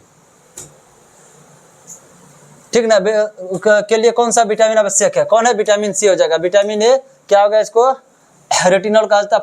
फॉलिक अम्ल किसको कहते हैं? विटामिन B9 को। विटामिन B9 को फॉलिक एसिड कहा जाता है। विटामिन के को क्या कहता है? फिलोक्विनिन कहा जाता है। इसी सब कुछ बता चुके हैं। अगला देखिए, निम्नलिखित कौन से विटामिन की कमी स्वर्ण चावल से पूरी की? स्वर्ण चावल जिसको इंग्लिश में क्या कहते हैं? Golden rice. क्या कहते हैं हम लोग? Golden rice. अब गोल्डन राइस के बारे में हम समझाते हैं क्या चीज होता है, याद रखिएगा ध्यान से। जो गाजर जो होता है, देखिए नॉर्मल समझिएगा। जैसे देखिए, अगर कोई माँ को एड्स है, ठीक है ना, भगवान ना करे किसी को, ठीक है, या जिसे कोई किसी माँ को एड्स है, ठीक है, अगर बच्चे में वो एड्स ना जाए तो समझिएगा ध्यान से, जैसे कोई ना होता है कि विद्युत रासायनिक ऊर्जा को विद्युत ऊर्जा में बदल देता है, ठीक ना, उसको कौन सा इंजीनियर करते हैं, उसको इलेक्ट्रिकल इंजीनियर करते हैं। क्या करते हैं? इलेक्ट्रिकल इंजीनियर करते हैं, इलेक्ट्रिक के बारे में वो जान करता है, ठीक ना। वही क्या करता है, वो क्या करता है, इलेक्ट्रिक के आधार पर उसको चेंज करने का काम कर रहा था। वही अगर ये क्या करता है, जब किसी माँ को एड्स है, ठीक ना, जिस बच्चे में एड्स ना हो तो एड्स क्या होता है, अनुवांशिक रोग होता है। अगर माँ को उसको बच्चे में होने का चांस ज्यादा रहता है, ठीक ना। तो अगर माँ को है, अगर बच्चे को नहीं होना चाहिए, तो माँ से बच्चे में सूचना कौन लेकर जाता है? डीएनए में उपस्थित जीन लेकर जाता है। तो उसको क्या करता है कि वो जो इंजीनियरिंग होता है जो कि उस जीन को हटा देता है। जैसे बच्चा में जाएगा ना, बच्चा में जाने से पहले उसको क्या करा, उस जीन को हटा देता है। जो जीन क्या पहुंचा रहा था उसके अंदर, ये सूचना दे रहा था कि हाँ इसके अंदर क्या हो जाएगा, अब एड्स हो जाएगा उस बच्चे में, तो उस जीन को ही हटा दिया जाता है। तो जीन को एक तरह से हटाने की जो प्रक्रिया होती है वो कौन सा इंजीनियरिंग के अंतर्गत आता है? जेनेटिक इंजीनियरिंग के अंतर्गत आता है, ठीक है, समझिए ना। उसी प्रकार से सेम इसी उसी का जो जीन का इस्तेमाल करता है, किसका जीन का इस्तेमाल करता है, समझ लीजिएगा ध्यान से। जैसे गाजर है, गाजर में कौन सा, गाजर में क्या पाया जाता है आपका? Beta carotene. क्या पाया जाता है? Beta carotene. क्या पाया जाता है? कैरोटीन। इस कैरोटीन को क्या करता है, हमारे शरीर के अंदर जो लीवर जो होता है, लीवर किस में बदल देता है? विटामिन ए में बदल देता है। गाजर में उपस्थित जो कैरोटीन होता है उसको शरीर की लीवर किस में बदल देता है? विटामिन ए में बदल देता है। इसलिए हम लोग कहते हैं गाजर में कौन विटामिन पाया जाता है? तो विटामिन ए पाया जाता है। वो डायरेक्टली रूप से विटामिन ए नहीं पाया जाता है, लीवर के बदलने के इसमें पाया जाता है कैरोटीन, इसको लीवर बदल देता है विटामिन ए में, ठीक है। अब क्या करता है, जो चावल जो होता है, जैसे समझ दीजिए ये जो गोल्डन राइस जो इसका इस्तेमाल कहाँ क्या होता है, जैसे देखिए चावल में कार्बोहाइड्रेट था ही, ठीक है, जैसे गरीब देश है, ठीक है, वहाँ पे हम विटामिन ए भी बहुत भरपूर मात्रा में नहीं पहुँचा पा रहे हैं, तो हमको एक ही चीज में अगर सब कुछ उसको चाहिए तो हम क्या करें, ठीक है ना, मैंने चावल में सब कुछ मिल जाए उसको। इस तरह का इस्तेमाल करना शुरू किया कि एक ही चीज में हर तरह का प्रोटीन वोटीन जो विटामिन जो भी है, प्रोटीन है, कार्बोहाइड्रेट वसा सब कुछ मिल जाए, तो इस तरह से व्यवस्था करना शुरू किया। जैसे चावल था, चावल में क्या किया समझिएगा ध्यान से, यह जो गाजर का जो जीन था, गाजर का जो जीन था जो क्या बना रहा था इसमें? कैरोटीन। गाजर का जो जीन जो था वो क्या बना रहा था इसमें? कैरोटीन। वही जीन को क्या किया, इस चावल में डाल दिया। किस में डाल दिया? चावल में डाल दिया। कौन किसको, किसके जीन को? गाजर के जीन को, जो क्या बना रहा था? कैरोटीन। इस कैरोटीन के जीन को क्या किया फिर इसमें? चावल में डाल दिया। तो चावल फिर क्या होता है, ये चावल भी क्या बनाने लगा, इसमें भी क्या निर्माण होने लगा? कैरोटीन का निर्माण होने लगा। तो अब कैरोटीन जैसे अब चावल खाया तो ये कैरोटीन क्या कहाँ जाएगा? लीवर में जाएगा। लीवर में जाने के बाद क्या होगा? विटामिन ए बना देगा, ठीक है। इसीलिए क्या होता है, जो गोल्डन जो चावल होता है वो किसका स्रोत हो गया? विटामिन ए का भी स्रोत हो गया, क्योंकि गोल्डन चावल में क्या पाया जाता है? कैरोटीन पाया जाता है। उस कैरोटीन को लीवर किस में बदल देगा? विटामिन ए में बदल देगा, ठीक है। इसलिए स्वर्ण चावल की पूरी होती है किससे होती है? Vitamin A. स्कार्बिक एसिड हो जाएगा, फिलोक्विनिन हो जाएगा। विटामिन बी को क्या कहा जाता है? विटामिन बी को कॉम्प्लेक्स विटामिन कहता है, जटिल विटामिन कहता है। मुख्य रूप से 8 प्रकार के लगभग होते हैं। चलिए अगला देखते हैं। रात में पेड़ के नीचे नहीं सोना चाहिए क्योंकि उससे, चलिए इसका कॉन्सेप्ट पूरा समझा दे रहे, समझे ध्यान से। बस यही याद रखिएगा कि श्वसन, दुनिया में कोई भी जीव है जो जिंदा है वो ऑक्सीजन ही लेगा, पेड़ पौधा, हम लोग कोई भी रहे, समझे ध्यान से।